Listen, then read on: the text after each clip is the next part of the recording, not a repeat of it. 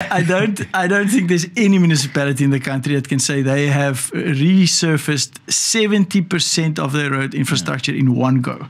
And that's something that I'm really proud of, and really the reason for it is because of the economic impact that it has. It is it just creates such a feel in a town when you've got proper roads, and you'll know what I mean. And whereas if you drive into town and it's full of potholes, it looks like, oh, there's nothing going on here. But now people will come back and say, wow, I can actually see something. I want to come back. I want to come spend more time on holiday here.